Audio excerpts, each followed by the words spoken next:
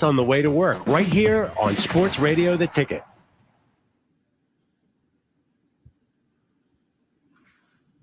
Prater and the ball game, Idaho Sports Talk. Appreciate our video audience. This is our Dollar Loan Center video segment, and we're joined by the head football coach of the Idaho Vandals, entering his third season at the helm off back-to-back trips to the playoffs. He's Jason Eck. He's with us right now. Coach, welcome back to Idaho Sports Talk. How are we doing today? Ball game, Prater. Always great to see you guys. I like seeing that new hair. You got that slick back Michael Douglas look. Looking good, Coach. Spring football. What were you hoping to get out of the spring, and did you get it? Yeah, we had to have some guys step up. I still think the main gist of getting a college football team better, it's not recruiting. It's getting the guys in your program better and developing them. And I think there was a number of guys who, might not have been household names last year that'll be household names to Vandal fans the way they got better this year. And, we were able to avoid most major injuries. We had one corner who had to have a surgery that'll probably, maybe push him a month back in the season. But, we had no season-ending injuries, so I was happy that we stayed healthy. Coach, you guys televised your spring game. I watched it Friday night. It kicked off my weekend, and let's just say not every school televises or shows the spring game. What was the decision for you guys to say to hell with it? People want to watch it, they can watch it. Well, all the schools, the Big Ten Network, the former, the artist, RIP, the Pac-12 Network, all those people put it on. So I think it's good to get your school out there. We had our pro game on ESPN, or pro day on ESPN Plus, which was awesome. 4 guys from our team have opportunities in the NFL, which I think is outstanding for the FCS level. And, even for the group of 5 level, that 4 guys who have an opportunity, 3 who signed and 1 who's going to rookie minicamp. So any way we can promote our program and get it out there, we want that exposure out there. We did keep it a little vanilla. Anything that we put in the offseason that was new, we did not run in the spring game offensively or defensively. We tried to show just what people would have been able to see on film anyway last year.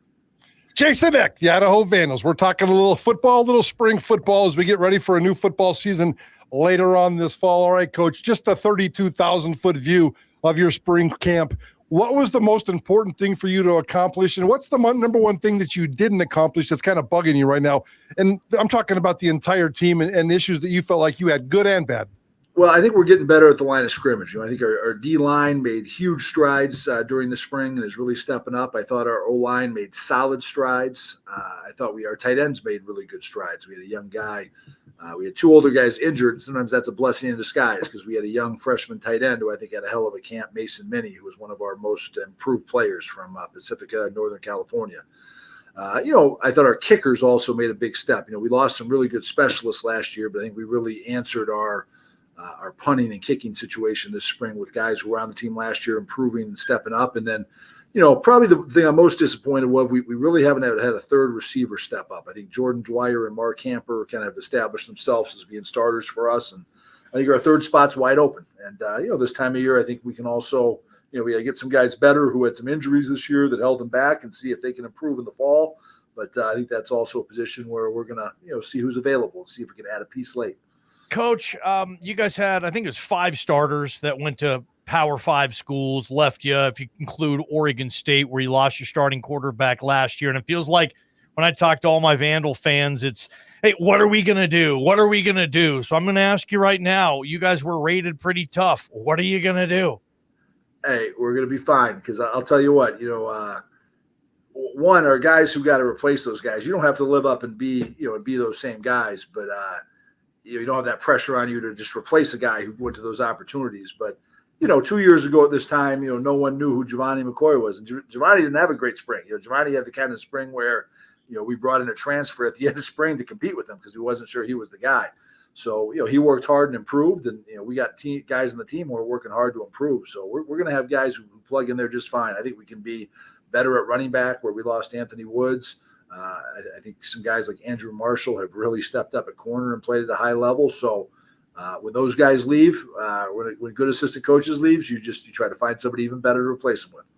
All right, Coach Eck, let's talk a little quarterback here. Jack Lane, ball game in Cubicleville down here in Boise. You won't stop talking about Jack Lane.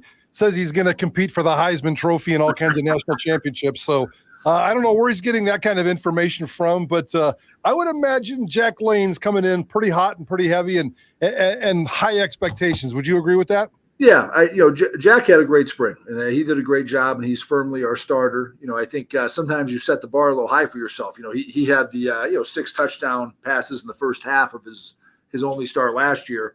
I think Jack's got to make sure he understands we don't expect him to throw 6 touchdown passes in the first half every game. That's unrealistic. So, but he puts a lot of pressure on himself because he has a great desire to be great, and I'd rather have that than a guy who didn't challenge and push himself. But I think he knows our offense so well. He does a great job putting us in the right calls. I think we changed the protection more with picking up blitzes more than we ever have in the last 2 years with him at the helm. So we got to keep building this thing, good to find him. We're going to have to play better. He's a little different quarterback than Giovanni, where sometimes Giovanni was at his best when he got to run around like a chicken with his head cut off. I think Jack is best in the pocket and stepping up in the pocket. So we got to do a great job protecting him. I remember Coach Eck with us. Jack Lane, he was the Gatorade High School Player of the Year in Oregon. They have some pretty good high school ball there in Oregon. I remember you telling me, before I went to a practice a year, saying, God, I can't wait to play this kid, but we have our quarterback now. What would you say Jack Lane's superpowers are as a quarterback? What makes him that good? I've been coaching since 1999, so 25 years. He's the smartest quarterback I've been around. I think he watches the most film, prepares.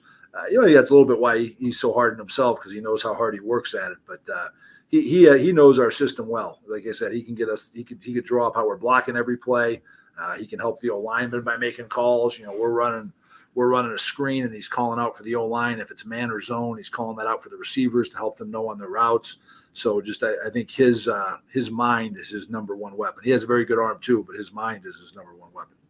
Coach Eck, Idaho Vandals football, getting ready for another football season this fall before everybody takes a break this summer. Hey, let's talk about some local guys. I think you have a roughly 30, maybe 30 plus on your roster from the state of Idaho. You always lead the state in bringing these guys on, and we love that around here. In terms of individuals that might make a difference, maybe even Boise Valley guys, but I do want to start off with Zach Johnson. I know he came from Lake City. I think he came to you guys as a linebacker. You've been trying to put him down closer to the outside on the front line there so we can chase some quarterbacks. What about Zach Johnson and any other Idaho kids that are going to be immediate impact players for you this fall? Zach had about 2.5 sacks in our spring game. Now, the spring game we weren't tackling live, so we got to see him finish those in the fall against other people. But he had a tremendous spring. And he really adds speed, to the pass rush game when he's at DN. I think he played well at linebacker as well. He's probably a 2 at linebacker right now, but he has a lot of talent. And I think he's one of our best pass rushers. I think he was our best edge pass rusher this spring.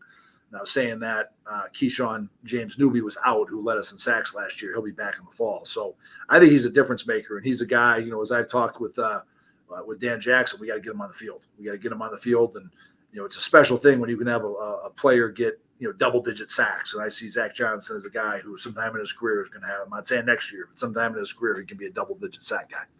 Jason Eck with us, Idaho Vandal head football coach. Let me give you a couple Boise guys, though. Could I give you a couple Boise guys? Absolutely. We came out of spring, started our spring game with 2 O-line starters from down there. And these guys epitomize grit, guys who work their tail off.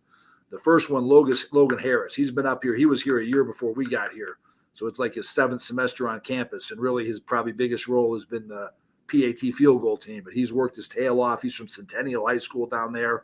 And he's coming out of spring as a starting right guard, has really done a good job.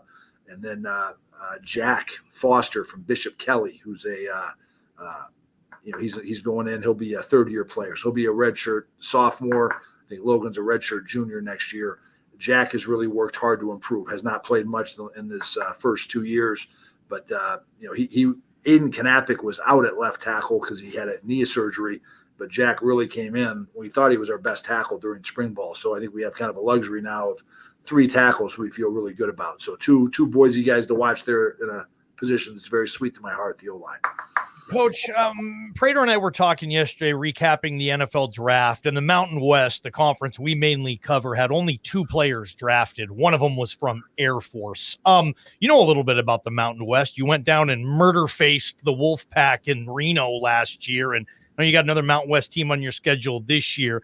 What, in your opinion, as an FCS coach, what is the difference in talent right now between the FCS and the Mountain West? Is it changing over with the transfer portal in the NIL? I think it's closer than it's ever been. And really, I'm saying probably from the Big Sky in the Missouri Valley.